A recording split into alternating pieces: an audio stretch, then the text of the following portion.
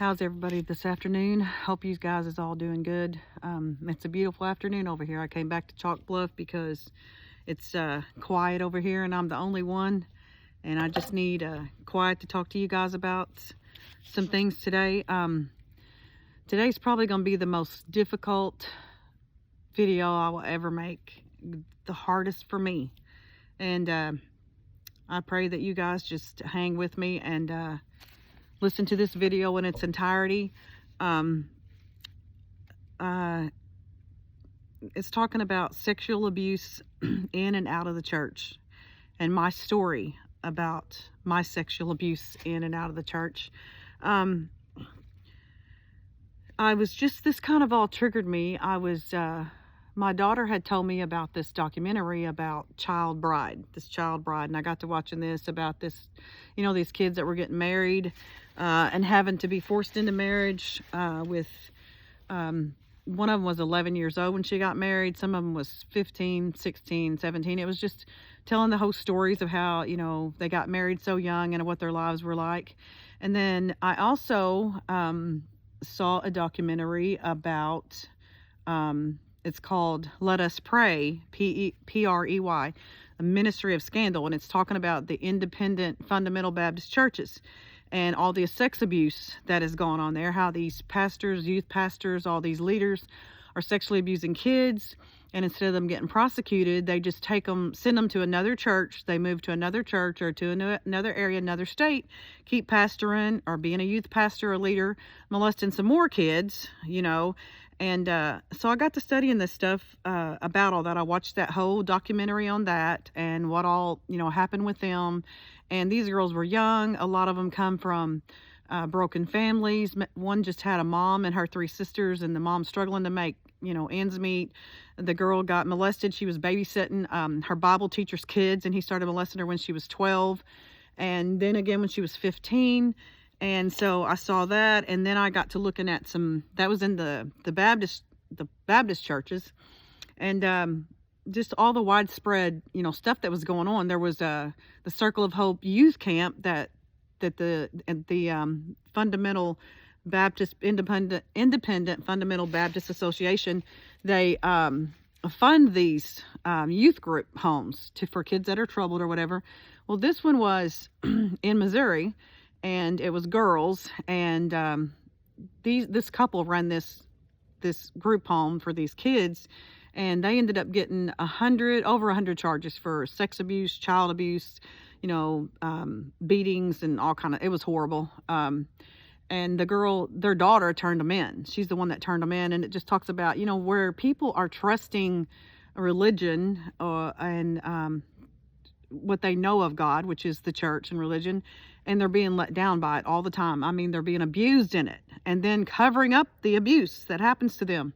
So I watched this one, and then so I started studying that. I started getting triggered. I started getting triggered about things that had happened in my life, all through my life. And my oldest daughter has talked to me about this a lot. She said, "Mom, you were sexually abused." And I didn't see it for a long time. And the times that I did know that it was abuse, I just let it go and buried it and thought, this is done and over. I'm just moving on. I'm not going to focus on this. I'm going to live my life. And so I would. And then I'm going to read you some statistics about sexual abuse in a minute. But when you've been sexually abused, then it just greatly increases your risk to be re-victimized again, for something else to happen to you later on, and for you to go through sexual abuse again. So anyway, I was triggered, and I was experiencing real hard emotions to go through. I didn't know if I was trying to remember this stuff or trying not to remember it, but I just got curious about how much all this goes on, because I know it's happened to me. I know other people it's happened to. There was a local pastor that was pastoring the United Pentecostal Church here that was molesting girls there. He was, it was suspicion that he was having relationships with adult women there too.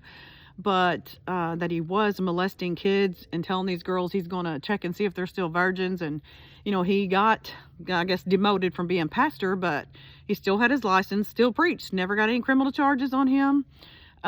There was also another local church. This was an apostolic Pentecostal church, which is, they're like United Pentecostal too, really strict, sometimes stricter.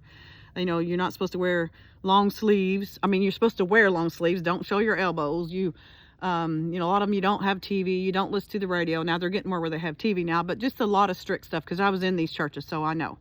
But this church, I have a relative that was there and that went there, and I'm not going to name names. That's one thing I need to stop right here and say, that I love these people. I love a lot of these people. I have family members. I have friends, close, dear friends that I love, that I hope that you can understand why I have to do this and why I have to talk about these things, because I have to be well. I am tired of all the trauma and the disaster that my life has been, because I've buried all these things and just try to go on and live life and bury all this stuff and not deal with it. And I have to do this because I've got to heal. I've got to heal. I have to get rid of the shame that's not mine to carry and never was mine to carry. And to be able to maybe help someone else that has went through this stuff, that suffered with it, that's buried it. If I can help one person, if you're that one person that I can help, and that I can encourage you to stop blaming yourself, stop living in it, don't bury it. Just get it out. Just get it out. Find a safe person that will not blame you and re-victimize you. And that's something I have to say too, that there are people that I have let down. And if you're one of those people, I am so sorry. And I pray for you all the time. I pray for you all the time, because I failed you in not even realizing my own trauma and what I went through. And I just I wasn't there for you. And I'm sorry. Please forgive me. Please forgive me, because I wish I could have been more help. And I want to tell you right now, if I can do anything for anybody, if you need to talk to somebody, I'll do the best I can. I'll do the best I can to be there for you. But I just wanted to say ahead of time that I love a lot of these people. I hope you can understand. If you can't, then I understand that. But it's just tired of us. It's time for us to stop hiding all of this stuff, just hiding all of it. Why are we protecting these people? Why do we protect these people that are abusing and abusing and abusing and go somewhere else and abuse until they just end up dying or, something? I mean, also, I'm going to talk about my family, my immediate family, and my mom and my dad. And I want to say my mom and dad both are gone, and I love them. I love them. And I think they did what they could do, the best they could with what they knew and how they were loved. They was not really loved properly, and they didn't know how to love properly. They loved us. They tried. They just didn't know how. And from their own trauma and just having no coping skills and no support, and they just, they just didn't know. And I just want to say that I was worried about doing this, because I think my mom's gone, and she was living for God when she died, and she suffered cancer. She suffered a lot, and she loved God, and she was living for God, and she was trying to be a good grandmother and raise her grandkids and just be there. And she told me one time, she said, "I'm just not as strong as you were. I'm not as strong as you." And I never blame her, and I don't today. And I pray that if she hears me in heaven, that she understands. But I have to tell my truth and my story and what happened to me, so that maybe I can heal and go on with my life and live the rest of my life without all this pain, and that I can help you. And I want to get myself together emotionally here. And like I said, this will probably be the hardest thing I've ever talked about in my life, or ever will again. But I just wanted to clarify that I don't want to hurt anybody. I wanted to talk about my mom and my dad. And I'm not saying anything to hurt them or to try to knock churches. I want you to know that church can be a beautiful place for fellowship and to learn about God. And most people are saved in churches just because it's where they first learn about Jesus. They hear about him and they learn about him there. And so, they give their hearts to God there. People do, a lot of them. And And if it's a good church and a good minister, and there are, and there, you know, um, it's hard for me to trust any of them just because of my experiences. So it is hard for me. That don't mean it's not possible. I have trust issues anyway. But there are some good people. And I remember, you know, having the church dinners and socializing and going through things, you know, when my dad died and got killed in a car wreck, or my mom was dying, and you got these people that understand and they've been there and they support you, and you know, you have a social life with them. I mean, a lot of times you get closer. My mom told me that with her church. She said, I'm closer to them than I am my own family. And so, you know, church can be good, and you can trust people sometime. But what I'm trying to say on all this stuff, stop trusting people that's not trustworthy. You know, don't say, okay, well, God expects us to forgive and forget. We got to forgive them. You know, God's a forgiving God. We can't judge. You know, yeah, you don't just sit out here and judge people for every little thing they're doing. Well, what, they watch TV, or I seen they had shorts on, or, you know, they're over at the neighbor's house, or, you know what I mean? You don't know what's going on there. Don't be doing all that stuff. But I'm saying, if you're faced with something, just like I was thinking, if you knew there was a person that's a known car thief, are you going to go on in the house and, you know, and they're stealing cars all the time, and you've got your brand new car sitting out there, you're going to leave the keys in it and the windows down and think, well, I'm going to trust them that they're not going to steal my car. Or, you know, say if it's a nursing home and you know that they've been accused of neglect and abuse, you're going to put your parents out there and think, well, I don't think it's going to happen, because, you know, they're not going to do that no more. You can't do that. Use wisdom. You know, don't be stupid with this. Don't trust. If somebody, God can restore them. He can forgive them and give, you know what I mean? We can all get forgiveness. There's nothing we cannot get forgiveness for, them or anybody else.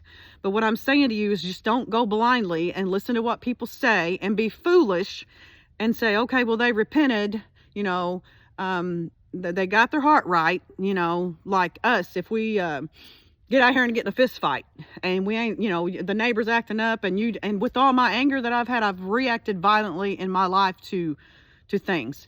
But you get out here and get in a fist fight with somebody, and you think, well, you know, I'm going to repent and God's going to forgive me. Well, he will. That's a different thing than these people molesting these kids or adults or whatever. Anybody that's having an abuse of power, they have power and authority over you where you don't really feel like that you have the right to say no.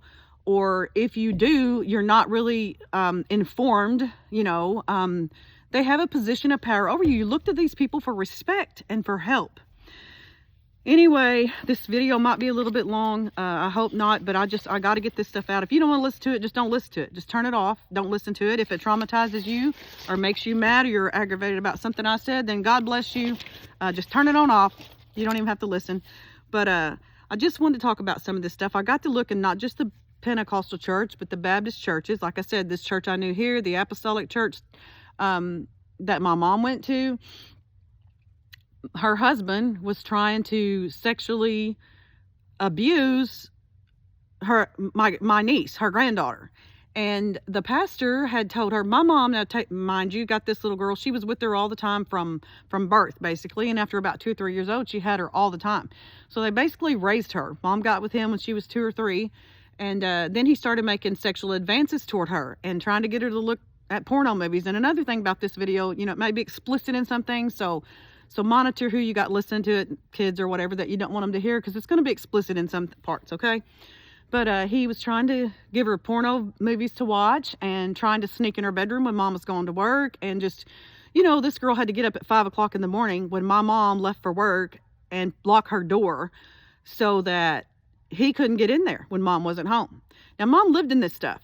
And when she talked to her pastor about it, she was encouraged to stay with him. He needs to get prayed through. He needs to quit this stuff.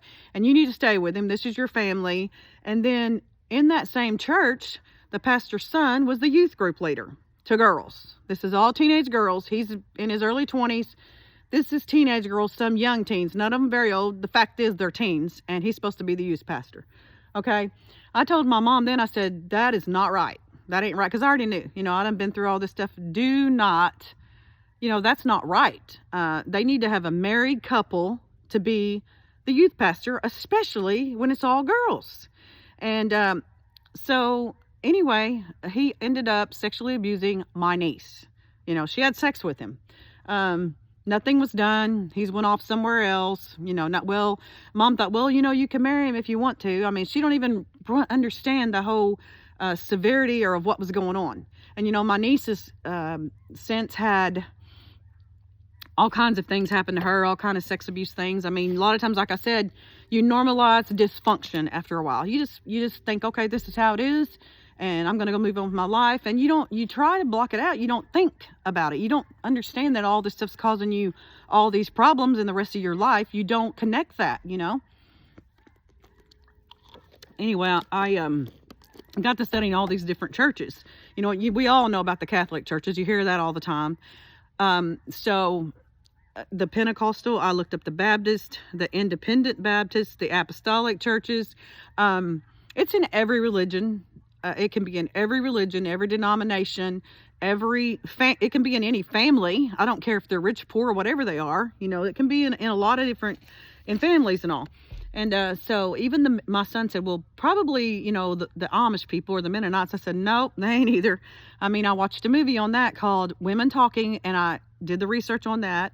And these men in this Mennonite colony were drugging these women and kids with anesthesia that they'd got from this vet to anesthetize cows.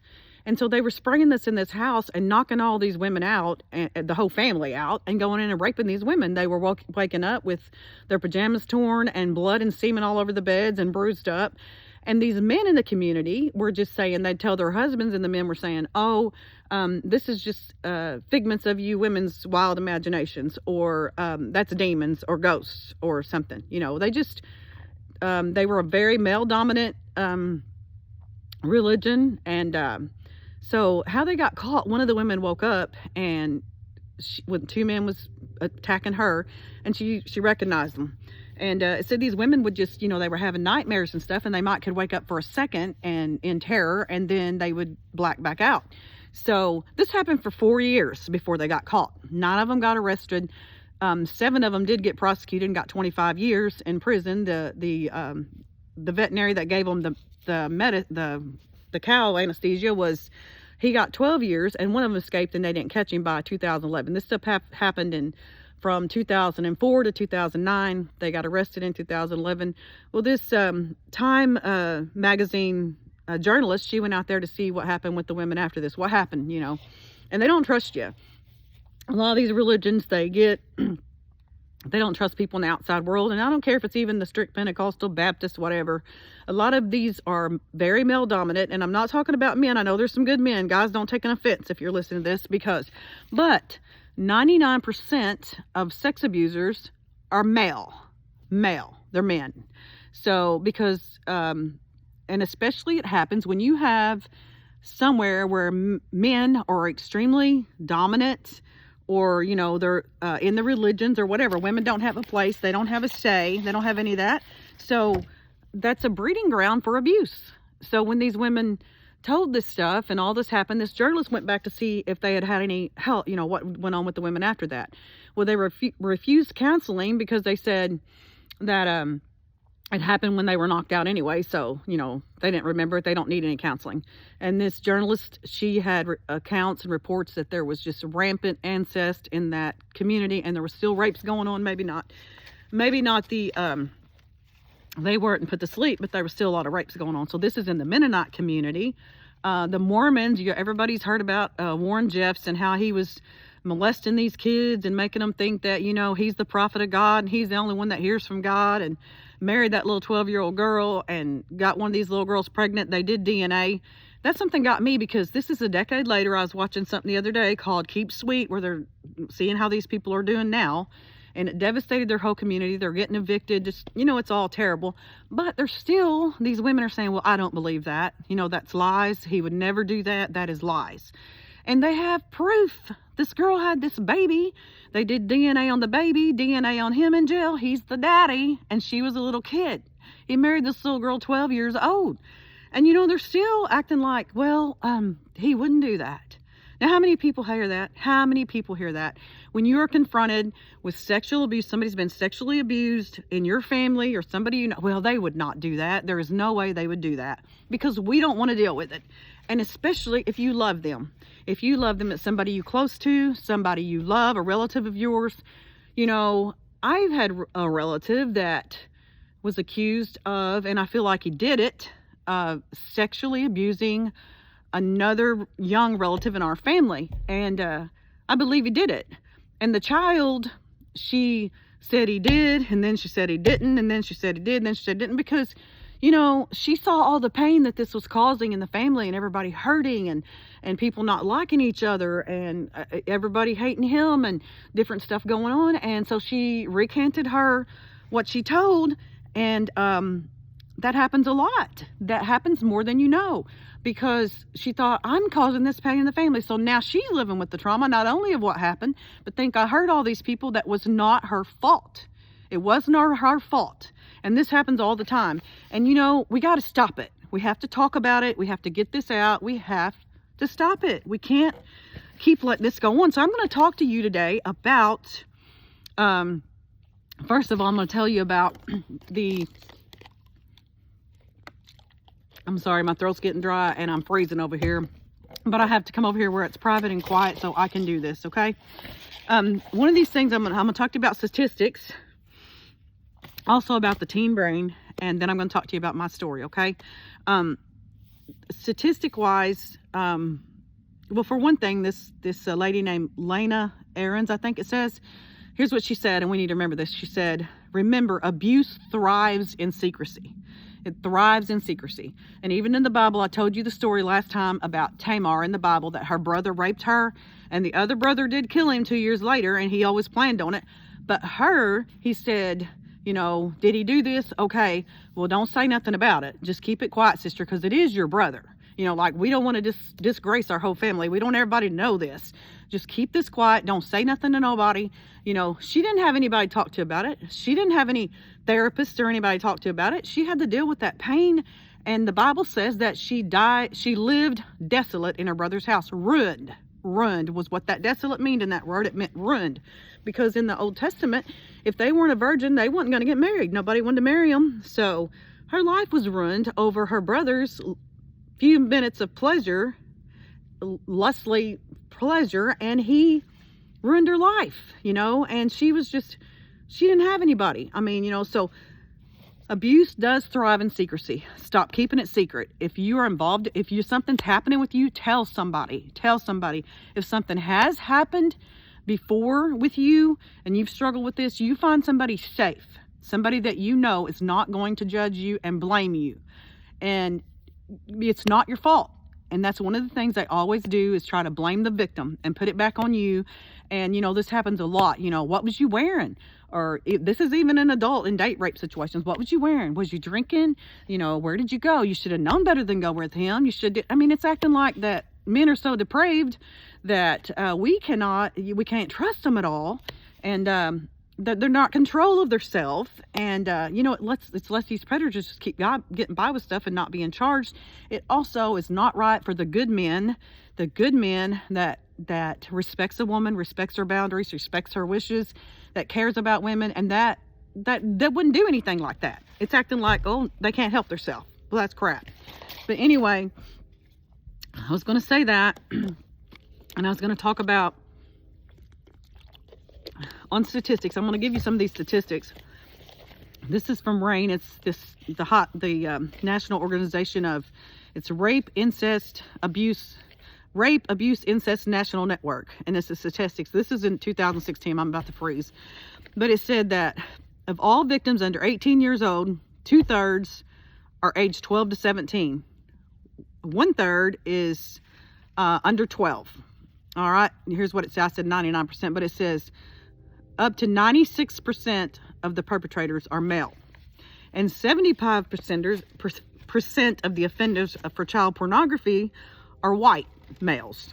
Okay, only 93% of the perpetrators are known to the victim. Okay, so I don't mean only 7%. Everybody imagines child molesters as being this old creepy man out in the playground or something trying to lure some kids over here, or, you know, sneak around and molest these kids. That's not true. 93% are people that's known to that child. They are either their family members, or they are acquaintances or trusted family friends. That's somebody they know. It's a relative. It could be their uncle, their cousin, their grandpa. It could be somebody that's your hanging around your family and friends with your family, and you think, I can't believe they did that. I just can't believe they would do that. You know, you if anybody, I'm going to tell you this right now, and this is extremely important. If there is a man that is constantly having young children around him, little kids, or puberty kids or teens, that's all they got around. That's all they want around. They want to hang around these kids. They want to be friends with the family. They want to be in their church group. They want to do church outings or be in Boy Scouts, or, you know, be in the sports field or whatever with these kids. And it's the same age group of kids, and it's the same sex of kids every time. You be aware of them, people. Something is wrong. I would believe 100% of the time that they are a pedophile. Why are they picking out this certain age kid? And why are they picking out this certain sex of a kid? Why do they not have a spouse or somebody that's with them? Why are they always picking out these little kids? And that's a thing that they get known to the family and the friend, the family, or it's a family member. And that's what's it makes it even harder for these victims to speak out, because not only, even if they feel someone will believe them, and a lot of times they don't, they're afraid somebody's won't believe them, or they feel like it's their fault that I instigated this some kind of way. And, you know, you can't believe that a person that is supposed to help me and take care of me and care for me and love me, and I should be able to trust, is going to betray that trust and hurt me like this. So you put the blame back on you. You think it can't be them. They could not do this to me, so this has to be my fault. And you put it back on you, and you live with that shame. That shame's just constant shame all your life, and it affects every part of your life. And so you got to be aware. You know, it says in here, I almost said the Bible says, I'm so used to saying the Bible says, but in these statistics, it said that 95% of sexual abuse could be prevented with knowledge and education. That means if we know what to look for, and I've learned this in my own experiences, if we knew the signs, the grooming behaviors, what to look for, you know, we could be able to prevent this from happening to our kids, and you can speak out to try to help other people with theirs. Because I'm telling you, I'm very verbal if I feel like something is not right. And if I don't think it's right, I'm going to say, hey, if I'm wrong, I'm wrong. But there's just too many signs. There's too many signs, and I've been through it, and it's proven through research. And like I said, I study. And be honest with you, I fasted and prayed for 3 days. Anybody that knows about the Bible will know what I'm talking about. If you don't, it's where you set time aside that it's denying the flesh and seeking God. You know, you deny the flesh, and you're giving up something to seek out to God and to cry out to Him and pray to Him that you need Him, you need His guidance, you need His direction. And with all this stuff, it was so traumatizing to me to try to think about this stuff and bring it back up, and it coming up, getting triggered with all this. And I fasted and prayed for 3 days. I had nothing to eat. I drank water and black coffee so I wouldn't get a headache. And I studied for hours and hours and hours with all this stuff. I research things. Knowledge is power. It really is. And so I read and study all the time. I do watch TV sometime or read something for pleasure, but most of the time it's for knowledge. I'm learning something. So I got to studying all these statistics, and that's what I just told you, that 95% of sexual abuse is preventable with education and awareness. Child sexual abuse is defined, and it ain't just raping the kid or having sex with them. It says it's defined as an involvement of a child less than 18 years old in sexual activities that violates, and you know, it says 18, but if somebody's handicapped or something, you know what I mean, it counts that you abuse them. It says an activity that violates the law or social taboos or society, and that he or she that the child does not fully understand or comprehend. They do not give consent, or they're unable to give consent. That can be they're manipulated, and they're felt to let, they trust this person and they're manipulated into it. It says they're not able to give informed consent. They're not developmentally prepared or to give consent. It says that according to this RAINN statistic, and some of them say more, the Center for Disease Control says that there is 1 in 4 girls that is sexually abused at some point in their life, 1 in 13 boys, and the RAINN says there's 1 in 20 boys and 1 in 9 girls. So you don't know because a lot of this stuff's not reported. I can only imagine what really goes on because it's not reported. We don't know. Okay, and that's in the U.S. And the U.S. Justice Department said on their statistics, and these are different years and different, where they get the different statistics. The one was in 2016, but the U.S. Justice Department says that 1 in 4 girls and 1 in 7 boys are sexually abused, sexually molested. Something happens to them in the U.S. It said that many children wait for months, years, or even decades to report the abuse. So they said that the numbers are most likely underestimated because they don't know, because it's so many years before they ever even tell. It said that there's 55 to 70% that don't tell anything about it. They don't disclose until adulthood. And there's about as few as 20% disclose when they're in childhood still. Okay, it says that experiencing child sexual abuse can affect how a person thinks, acts, feels over a lifetime. And God knows, I know that's the truth.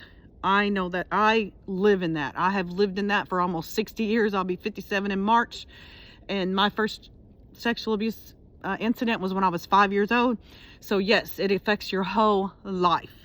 It can affect the physical. You got physical consequences, mental consequences, behavioral consequences. Lord knows I know that. It can affect your parent-child relationships, because since that happened to you and you were traumatized, then you don't really know how to interact with your children in a healthy way, healthy sexuality. It can affect your socioeconomic status because you're so traumatized. A lot of them, we'll talk about that just next page. It was talking about how all the drug addictions and mental illnesses and all that stuff that develops from it. So it can cause you to live in poverty. It causes sexual dysfunctions. And I know that's true too. And this is some of the statistics. It says that child sex abuse victims and survivors are 4 times more likely to develop drug addictions, 4 times more likely to have PTSD, 3 times more likely to experience major depressive disorder, 6 times more likely for suicide attempts, 2 times more likely to experience non-sexual intimate partner violence, getting beat up, domestic violence that even ain't related to sex, 2 to 4 times risk for further re-victimization. You're more likely to be. And here's some of the differences that it says that usually a person that's been sexually abused, there's some studies found that there's some gender differences in males and females in the mental health conditions that can come up and how they react to things. Females demonstrate more internalizing behaviors, trauma, with like depression, anxiety disorders, PTSD, suicide, as well as other mental health conditions. Males demonstrate more externalizing behaviors. They have more substance abuse. They have a lot of substance and misuse and abuse. They use inappropriate or risky sexual behaviors. Some of them turn out to be molesters themselves, but not everybody. I mean, that's a low percentage, but they don't use protection. They just sleep with all kind of women. They just have risky sexual behaviors, risky other behaviors. They don't care. They drive fast. They're reckless. They take risks. They just don't care. They don't care. They are 12 times more likely to exhibit conduct behaviors, getting in trouble in school or just whatever, having conduct behaviors. And they're 5 times more likely to be charged with criminal offenses. That's in and out of jail, in and out of prison, just, all that kind of stuff. There's sexual dysfunctions that can happen in both. And there's a wide spectrum of that. There's where the end of the spectrum, the men can have erectile dysfunction, premature ejaculation. Women can have problems, orgasmic problems. They can have problems when they have sex, having pain, extreme pain. It's like mental problems with what has happened to them. That's on this extreme. They may not want sex. They may not, they have trauma experience with it, and then it can go up the continuum. At the other end, some people can have all these problems. At the other end, they can be hypersexual. They have sex addictions, porn addictions, having constant affairs, cheating all the time, can't be faithful. They lack intimacy. They can't connect truly, even how much they want to. They cannot connect with another person until we deal with the drama, the trauma of all of us. What's happened to us? It says fear of blame and re-traumatization supports response and support responses and major factors in promoting recovery. So if you're afraid to tell, or if you tell and you're blamed and you're victimized and you're traumatized again over what happened, then it makes people less apt to disclose anymore. They suffer with it, they live with it, and they die with it. How many people have committed suicide that's been through this?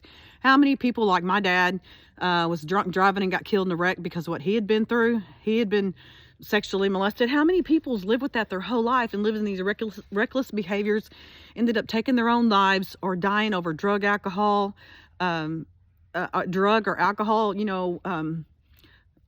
overdose, or something like that, that's related to drugs, alcohol, car wrecks. How many people's died like that? We don't even know, that suffered through that trauma and that pain and could not talk about it, couldn't bring it out, and years ago, they didn't talk about anything like this. But really, that's the best support. I feel like I can heal now. I feel like, since I've even admitted this to myself, and it took a lot to be able to dig this stuff back up, and even, come to terms with, when I read all this stuff and learned all this stuff and seen that I was victimized, and I had suffered abuse my whole life. And to be able to pull that stuff back up is extremely painful and hard, and causes so much mental distress, that you need somebody that loves you and that you can trust, or even a trusted therapist or something, a pastor. I never could get any counseling. Every time, I had a couple counselors, they had no clue about anything that I was dealing with. One of them had a degree in English. The other one was young. She was sweet. She had good intentions, but she had no clue. She was just educated. She had no clue about what I was going through or how to talk to me about anything. She tried, but we all know that the best people that you can talk to about anything is somebody that's experienced that and came through it. That is the best people that you can talk to, because they can understand what you're going through. If you grew up in an alcoholic home, somebody else that's grown up in that same home, and I've connected with people like that. I have gotten in bad relationships because of everything I went through, and I would connect with somebody that I know that you can feel that they've been through that same trauma, and it's like, we understand each other. We know what this feels like. We can't help each other, even though you think you can. You think I can help them because I understand them and I understand what they're going through. But both of you have been so much traumatized that you can't help each other until you get well. And you got to help yourself. You got to be whole yourself. You can't help other people. You got to be whole. You can't give a drink of water out of an empty glass. No matter how much you want to have some water in there, you cannot give a drink of water out of an empty glass. You ain't got it to give. You don't have it to give. You got to get whole. You've got to get well. You've got to get whole. There's three dynamics that occur in child sexual abuse. There's first betrayal. You feel betrayal. There's powerlessness. You're stigmatized, and sexualization. And, a child's sexuality is changed and influenced by experiencing childhood sexual abuse. And I'm going to talk about that in a minute, because that's extremely important, why people don't tell. Studies found that girls are a higher risk than males because sex offenders are heterosexual males. I've said that. Maternal monitoring reduces the likelihood that the daughters experience sexual abuse. And in some cases, they don't know. They don't know the signs. And that's why I'm going to tell you these signs of sexual grooming and how to recognize it. And like I said before, If you know anybody, if you see this, if this is happening around you, if this is happening in your family, if you see it in your friends or your friends' family, anybody, if you see something like this, try to talk to them. I mean, even if they don't listen, you tried to prevent something from happening to a child that is helpless, So I'm going to read you these stages of how to recognize child sexual abuse. Please pay attention to this. Please pay attention to this and listen. It says child sexual abuse is often preceded by a meticulous process called grooming. This crime carries long-range harm to a child's development that can last a lifetime. Recognizing how sexual grooming takes place and how to identify it. Okay, number one, there's a careful selection of the minor target. The perpetrators target hang on, I got to get my glasses on. I can't see what I wrote.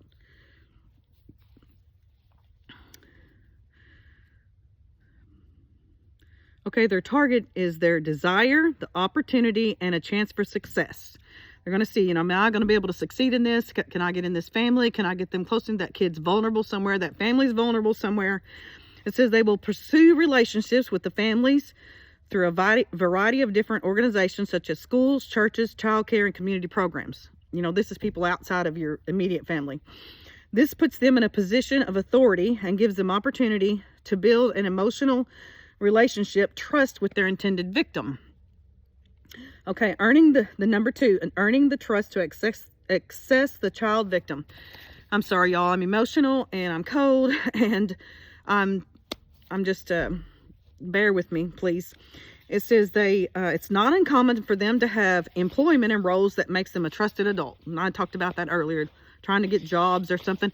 I heard of this one man that was a pedophile, and my daughter knew him, and he had made a statement that he goes to church so that he was in his 30s and he likes all these little boys that's, preteen. And he made a statement that he had went to church just so he can hold these little boys' hands. Anything that they're doing to get any kind of sexual gratification. And he's talking about when they pray, everybody holds each other's hands. So he was liking to hold their hands. So, he can, I guess, later fantasize about that or whatever, about sexually stimulate anything that they get sexual gratification at somebody else's expense. That's sexual abuse. I am freezing, I'm telling you. But I got to come over here so I got some quiet. Okay. It says that they may paint the child's family members as foes against them when conflict comes up. All that to get favor and trust with the victim. Okay. That happens a lot. You ever notice that? And sometimes a lot of that comes out later. Or it happens, and I've seen it happen, that these abusers, okay, they're into it with mom, or they're into it with dad, or they're into it with somebody else. This abuser makes them think, I understand how you feel. I mean, I've been there. I'm there for you. You can always talk to me. I care about you. I'm the one that's there for you. I'm the one that'll be there for you and loves you, and you can trust me. And they're doing this to gain trust. They're doing this to give this kid's trust to feel like, you can trust me. I'm going to be there for you. I ain't going to hurt you. They're against you, but I'm not. So they're building up this trust, getting this kid to trust them. Okay, then, hang on. They become an important resource for the child, okay? For many, their abusers fill a void in their life. That's these kids that, and most of the time that's the one they pick out. That, I don't care if you got money or you don't. A lot of people are emotionally neglected. And so whatever the circumstances, they're filling a void that's in this child's life. Maybe their dad's not in their life, or maybe their mom's not in their life, or maybe the parents is having conflict and they're not able to be there, or maybe the mom or the dad and the dad's the abuser. The mom's not physically there, or she's not emotionally there, or you feel like you can't talk to them. All kind of situations to where the abuser fills the void in the child's life. Okay. They convince the victim that no one understands or appreciates them like the perpetrator does. Okay, that's what I just talked about. I think there's some deer over here. What in the world? I hope that's a squirrel. I don't know. It says that this extra attention convinces the child to create a deeper relationship of trust which includes secrecy about the relationship. Okay, they start, seeing how much they can trust the kid, tell them this stuff like, you can trust me. I'm always going to be there for you. And the kid starts, and they kind of, I don't know how they come about it, but they introduce into there that this is our secret relationship. This is me and you, this is between us. This is between us. Nobody else has to know. And they see how far that can go. Does the kid go tell somebody? Because you notice if this kid will speak up and say something, tell somebody something, that perpetrator is going to back right off of that kid. They're not going to do they're not going to pursue that and get themselves caught. They're going to find a kid that they feel like that's quiet, or maybe withdrawn, or maybe, they need love, and this person's giving them what they feel is love that they need. Then the isolation of the child is number 4. More sinister aspect of grooming is isolating the victim from others. They will increase their time alone with the victim. So nowadays it's like they're texting you or calling you all the time, or they're making little statements, or they want to see where you're at all the time. I've seen this a lot in child sexual abuses. People in the area that I've known, these young girls, the stepdads usually in these situations were, want to know where you're at, where you been, who you talking to. You get straight to work, you come back. You can't have a phone. They've checked the miles on their car to see, you went 5 more miles over what you're supposed to be in to work and back. I mean, extremely controlling, extreme monitoring that's unreasonable, unreasonable monitoring of these kids. You don't have a life. You have no personal space. They don't give you any freedom to have friends or anything.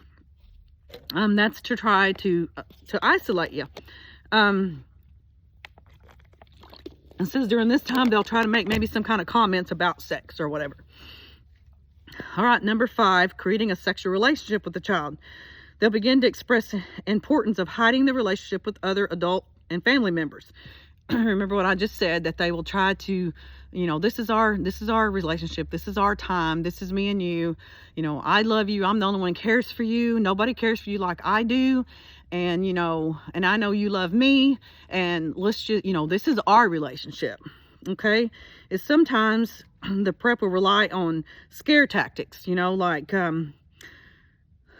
you'll be blamed. If you tell, you're going to be blamed, or they're not going to believe you. They're not going to believe you. They're not going to believe you. You're going to think you're a liar and you're just trying to cause trouble, or they're going to say like that. They're going to threaten you maybe with physical harm, or mostly that nobody's going to believe you. They're going to blame you, especially when kids have been sexually abused. A lot of them act out sexually. They become promiscuous because a lot of times, and I can say this from my own aspect, I never just went out and looked for one night stands. I never was just one to go out and look for one night stands. But I kept getting caught up in relationships. I would have sex too early because I was using sexuality trying to get love. I thought, this is going to be a relationship. I'm going to be with this person. And then a lot of times after I had had sex with the person, I thought, okay, well, I just got to make this work. I don't care how bad it is. I'm going to have to stay here and make this work because I didn't sleep with this person. I don't want to be a whore. I don't want to be considered a whore. So, I went through several relationships like that, and I was promiscuous. Like I said, not just going out here and having one night affairs and sleeping around like that, but I had several relationships. And I was always looking for love and to fill a void when I didn't love myself. And I didn't feel like I was worth anything or worthy to have love. And so then when they do act out sexually, everybody's so apt to believe, oh yeah, she lied. She's just a little whore, or he's a liar. He's just a troublemaker. He's in and out of jail all the time. You can't believe nothing he says. He's a liar. So it's so easy for friends, family, everybody. A lot of times, even the kids' family or best friends or sisters and brothers don't believe it. They think, well, they couldn't have done that. That did not happen. They're lying on them. They're just troublemaking and trying to cause trouble. If somebody's come up to you with sexual abuse, that they've been sexually abused, you believe that. You take it. I mean, who's going to come and lie about that much traumatic stuff, especially they got details and stuff. If they do have problems, it'll come out later. But you take it that they're telling you the truth. You get that kid some help. You get them out of that situation. Get them out of the situation. Do not leave them there to have the rest of their life ruined because you didn't pay attention or you didn't take action. And a lot of times when you don't, people just keep on being in denial because they don't want to take any responsibility that I caused this person's life to be ruined. You know, their life is ruined and it's hurt, and I didn't want to get involved. And so you keep on hanging with the lie, even when you know better in your heart. You know better in your heart and soul. You know this stuff happened. This kid got victimized and sexually abused, and you ignored it and you didn't deal with it because you think, well, I just don't want to believe that. And especially if you called them all them names and acted all that kind of way, then you don't want to take your responsibility that you did nothing about it. Okay.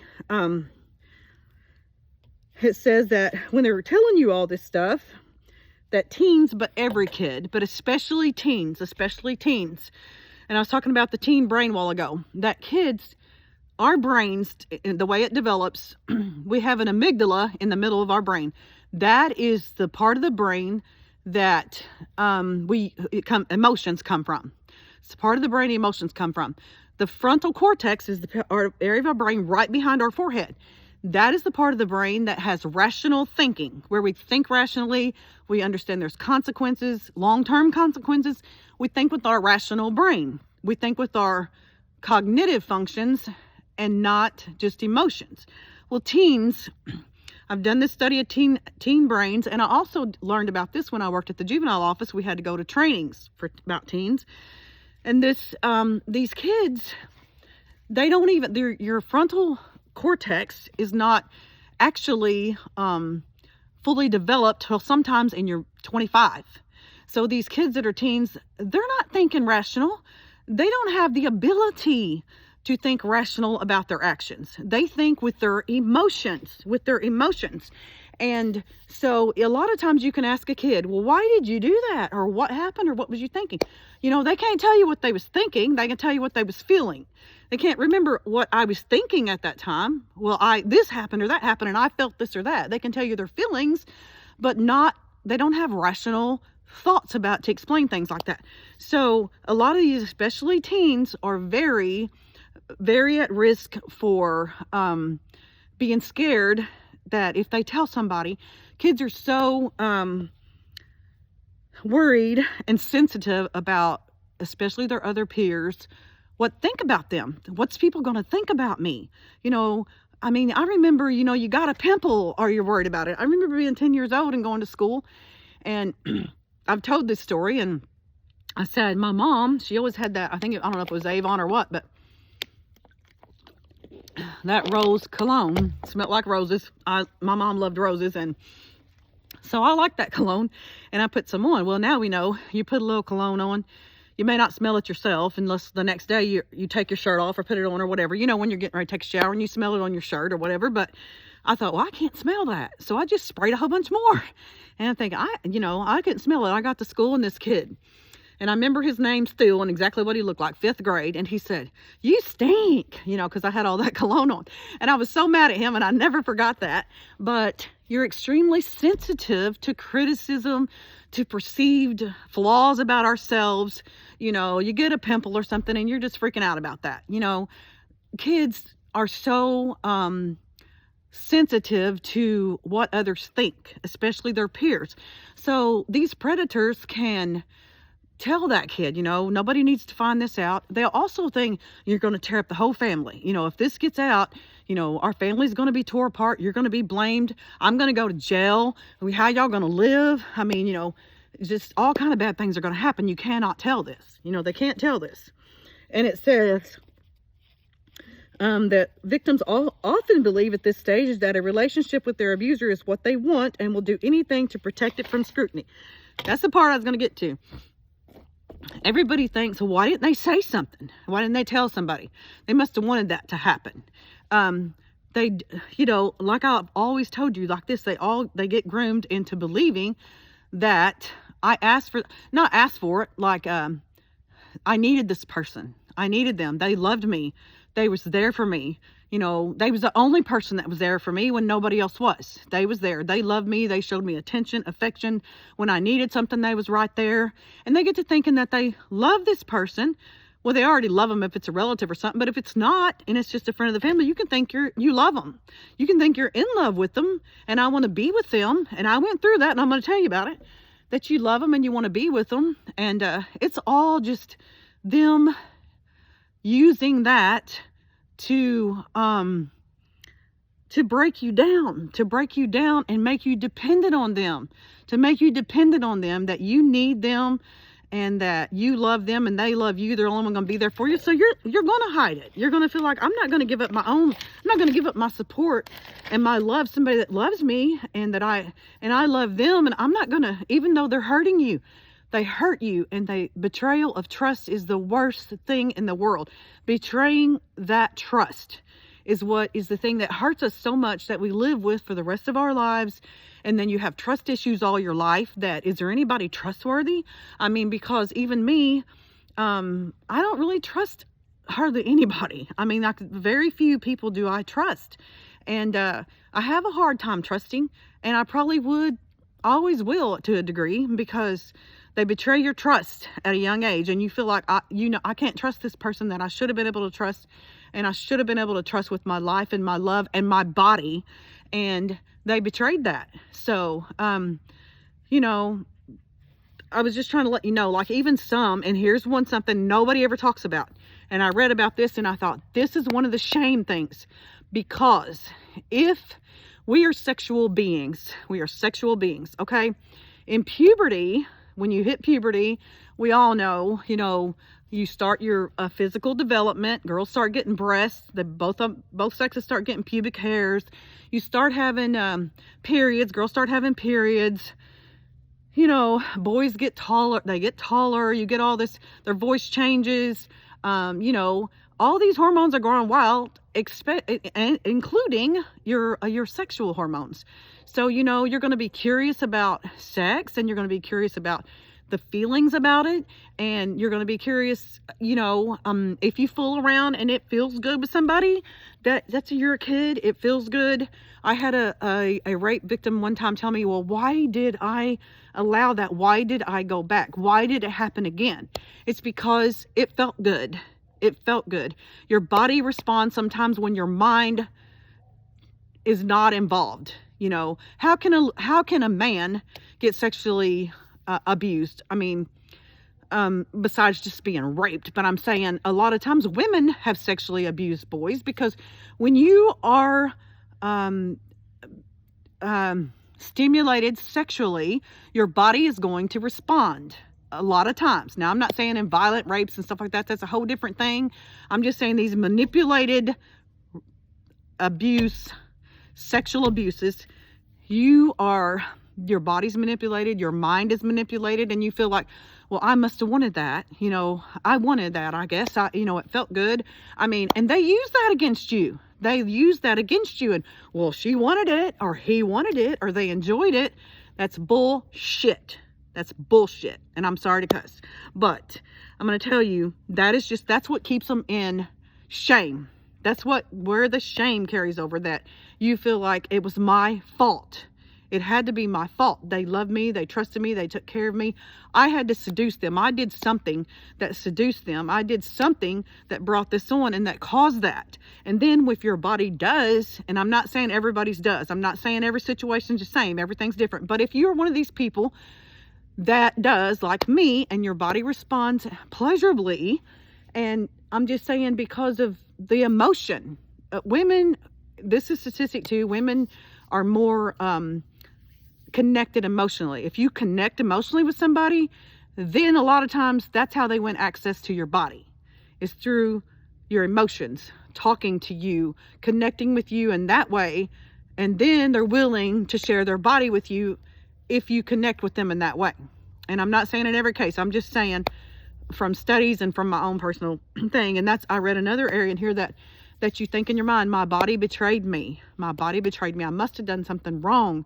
What did I do wrong? And then you're shamed. You live in shame and guilt, and it's my fault, and this happened or that happened, and it's all my fault. And you just go through all this stuff in your mind, and it's horrible. And you feel like nobody cares. Nobody would believe me. I'm at fault. And you genuinely feel that to your core, that it's my fault, or, I mean, it's just horrible. And so you have all this shame, and they play on that, and they know that you're not going to tell. They use that you're not going to tell. Okay, here's something. It's number 8. It says, warning behaviors that might signal sexual grooming of a child. Listen to this. Be aware of key behaviors that sexual predators exhibit when targeting a child.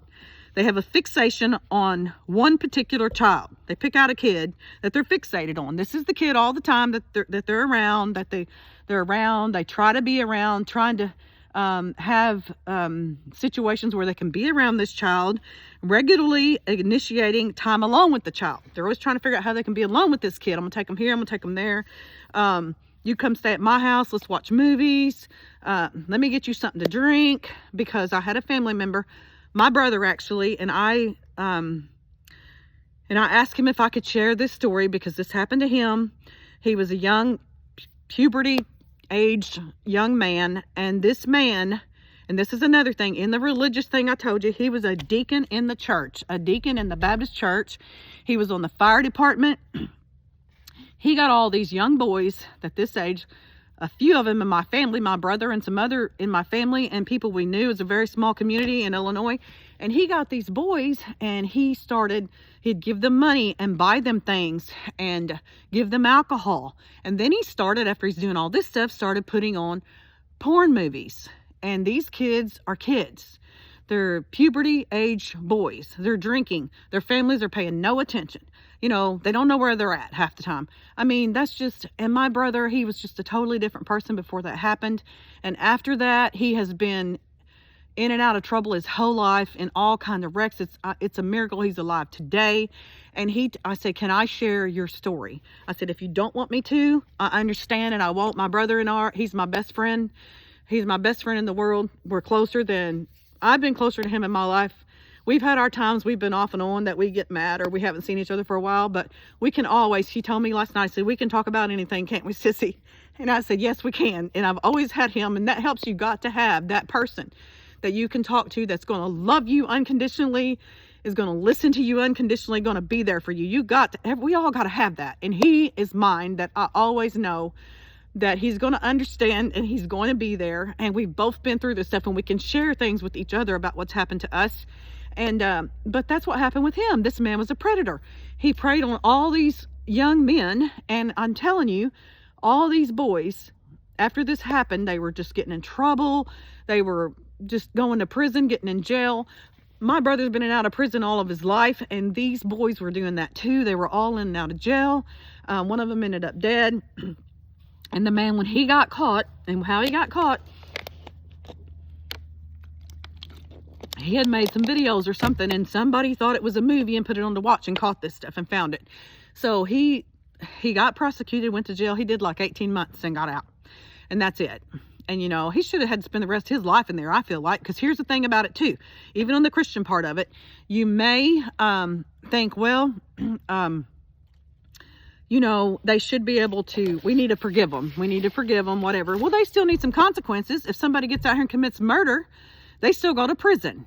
If somebody gets out here and they rob you at gunpoint, they're going to jail. I mean, if you are out here burning houses down and collecting insurance money, you're going to jail. So why are these pedophiles and predators sexually abusing these kids and ruin their lives, and nothing's happening to them? They're not going anywhere. They just get by with it. That's not right. So I don't care if you forgive them or not. There still should be consequences for doing this stuff. I don't care if you've been a victim. If you've been a victim of sexual abuse and then you go on to abuse, and some people do, how can you do that? How can you do that to somebody, knowing what it's done to you, and then do that to them and violate their life and their trust and hurt them? I don't get that part. And you know, and this man, and God help me, I probably should not say this, because it's really not in a forgiving spirit, but that man got out of prison.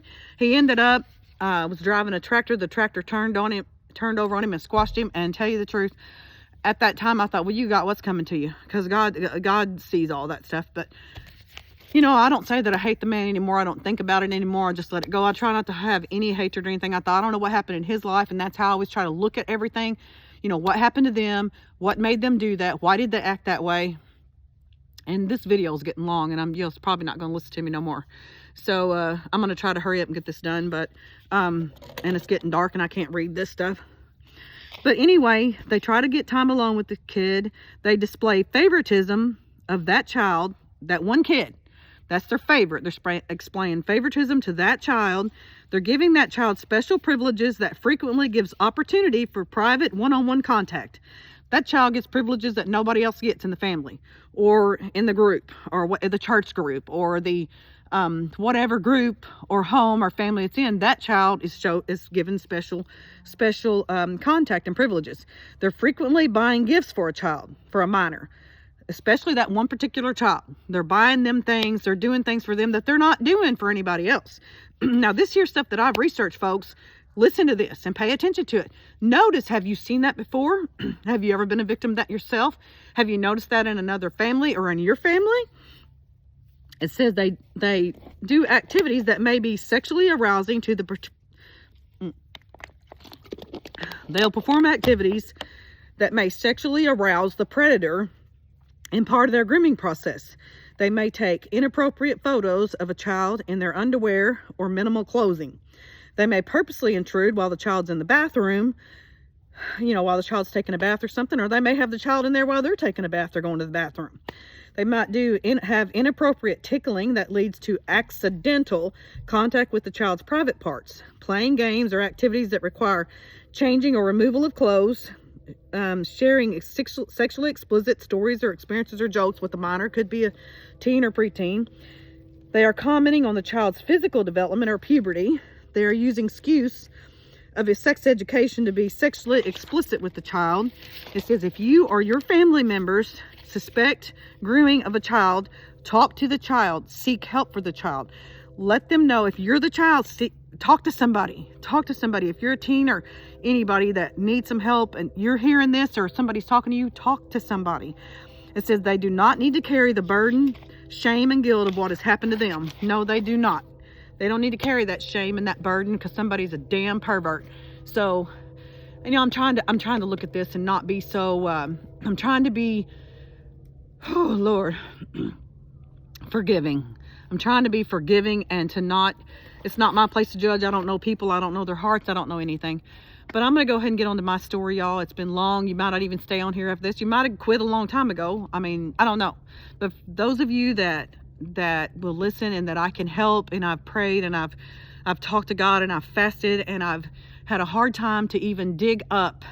It took a lot of just digging up and going through the uncomfortable, extremely uncomfortable emotions that goes with this, to try to dig this stuff up, to feel like what happened to me, because I buried it so long ago and so deep. I've buried it so deep that I have to get this out to have my own healing. And I pray to God that if there's somebody out there that this has happened to you, if this has happened to you, know that it's not your fault. It is not your fault. You didn't cause this. You didn't ask for this. You did not deserve this. Get this out. Get this trauma out. Especially, not especially, anybody. I don't care if you're 80 years old and you went through this. Talk to somebody. Get it out. But just please try to not let it hurt your life for the rest of your life. I'm 56, almost 57 years old. I'll be 57 in March. And I have been traumatized my whole life over this. And I'll tell you the story. When I was 5 years old, the first time I ever experienced my first sexually inappropriate thing. I had my grandma's husband. I don't call him my grandpa, but he was my grandma's husband. And he had been known in the family to try to touch little girls in the family. So I don't know why. For the life of me, I would have just said, you ain't bringing him here, Mom. You can come, you can stay. You can come anytime you want to, stay as long as you want to, but you ain't bringing him. Because they already knew that he was known to be trying to mess with all these little girls in the family. That was a known thing. So they had stayed the night at our house or came to visit or whatever. I don't remember. I just know I was 5, because things that really affect you, you don't forget it. It marks you and you remember it. I remember the house. I remember the living room. I remember everything. He was acting like he's playing with me and he was tickling me. And then he got touching my privates. And my dad came in and yelled at me, come here, get in here, and was just yelling, don't sit on his lap. Don't you be around him, blah, blah, blah. I remember getting scared and thinking, I'm in trouble, And then the next time, I was 9. I didn't say anything about what happened. I was 9, and this is not sexual abuse. It's just like making me afraid to talk about it. But I told my mom, I was trying to initiate a conversation with my mom to tell her I knew really what sex was. I was wanting to talk to her about that, but I didn't know how to bring it up. And I said, well, Mom, I know where babies come from. I remember this house too and everything about it. And she said, where? And I said, your butt. And she said, and she told my dad, and Dad freaked out, and he just was going off on me and like, who told you that? And I said, my cousins. He said, don't you listen to them. If they say something to you, you tell them you don't want to hear that. You get away from them. Don't you listen to them. And he just, went off. So I was just scared to say anything about anything. And then when I was 10, and I didn't know at this time that my parents were overreacting because they had been victims of sexual abuse too. So I didn't know that at the time. And that's what I was saying about it affects the child-parent relationship. It affected mine too, because I did not deal with my kids' healthy, normal sexuality in a right way because of what had happened to me. And I'm so scared of something happening to them, or that they're going to get this problem, or they're going to do something. I just didn't deal with it right. And so anyway, when I was 10, my mom and dad divorced, and she got with this man, and they wasn't even married yet. They just started seeing each other. He kind of moved in, and me and my cousins immediately started trying to tell me and my cousin, I was 10, she was 11, and Mom would let us walk up to the store, kind of walk around the streets where we lived. It's a real small place. And he said, you get back here. And I said, you're not my dad. I'm not going to listen to you. And he just yelling and cussing, and he was saying, they're just like little bitch dogs in heat, and he was saying stuff like that. And he grabbed my breast one day. My breast, I was just barely, how you're 10 and you just get a little, really just barely starting to get ready to grow. And he grabbed me. He was wrestling with us, me and my brothers. He was on this bed, and they were in there. We was all wrestling. Well, he just grabbed my breast and threw me over on the bed. And I remember feeling right then that this ain't right. This is not right. Right before that happened, though, I liked him. I liked him when Mom first got with him. I thought he took us to restaurants. I thought he took us to go out and eat, and took us to restaurants. And I like him, And we'd never been in a restaurant to eat when we was kids. I was 10, and my parents didn't take us to restaurants. But when we'd get ready to go to bed, I'd always go kiss Mom and Dad and tell them good night, give them a kiss. Well, I did that with him. I gave him a kiss, and he stuck his tongue in my mouth. He tried to stick his tongue in my mouth. So I told my mom about that, about what he did. I said, Mom, he stuck his tongue in my mouth. I didn't know how to tell her, but I told her, and she said, she didn't say nothing like, I'm going to talk to him about it. Well, later on, she said, well, he didn't mean that. He said he didn't mean that. He's sorry. He was just drunk. That's what she said. So that went on, and he was always, and I didn't trust him a bit. And when stuff happened, was calling us names, I told my dad about it. So Dad went out to where they lived, and he went out there going to fight him, and the big old thing took place. Damon ran in the house, or my stepdad, I should say, but he ran in the house, and Dad busted. Mom got in the car, gonna go call the law, and Dad busted the window out with his fist, and he got his hand cut, and he went to jail. And then I'm thinking, I've done caused all this. I caused my dad to go to jail. I've caused all this conflict, and everything's going on. So that was just a bad thing too. And then when I was 11, I still hadn't even started my period. I didn't wear makeup or anything yet. I was still a kid. My stepbrother, that's the first time that he made an advance toward me. He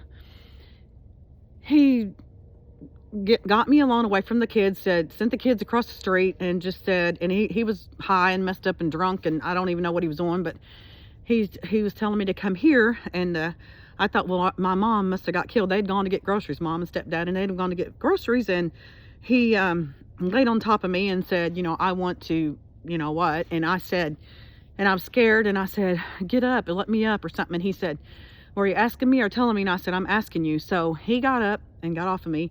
And then I went on across the street, and I was scared, and that I was afraid of that. But I didn't tell anybody. I didn't tell anybody about it. And then eventually we moved. He left. We moved. And when I was 12, he started messing with me again when he's drunk. Well, he was older. I had a horrible life at home.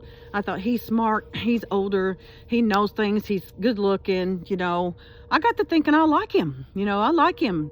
You know, I think I love him, and I'm thinking I love this other boy over here too. You know how kids are. You just, you don't even know what love is. You don't know anything. And I thought I love him. And like I said, I hadn't even started my period till I was 12. This was when I was around 12. And then I was 12 and he was 20. And so the next year, my mom sent me to my dad. My dad wouldn't keep a job. He wouldn't keep a house. He just, you know, he lost everything. He lived with people, other people that wasn't even our relatives. He kept staying on them and had me there. And he finally took me back to Illinois, dropped me off at my one aunt's. This aunt had a house full of kids and 2 bedrooms. And so I went back to my mom's, and then she took me and dropped me off at another aunt's because she knew how her husband was. And he kept on saying he's going to get his son arrested and I don't know what all, because he knew we'd had sex. Mom knew after we had sex. We had sex when I was 13. And so mom dropped me off at my other aunt and uncle's house, and they were good to me. And my uncle they were good to me. They was like the best example of what parents should be. And he never has said or done anything to me out of way. He's the only man that I trust, the only adult man that I trust. And it's getting dark and I've been going so long. Anyway, so I ended up marrying my stepbrother when I was 13. My mom asked him, do you want to marry her? And he said yeah. So he didn't have a house, he didn't have a job, he didn't have a car, and she signed the papers, and they didn't ask for a birth certificate or anything for me to get married when I'm 13 years old. And so, you guys, I'm going to cut this off right here. It's dark and I can't really hardly see you. I'm going to go home and I'll try to finish this up at home. And I will tell you the rest of this story because I want to get this out. I want to be done. I don't want to keep thinking about this. I want to get this out. And hopefully it'll help somebody. I'm sorry to go on so much. I will talk to you here in a little while.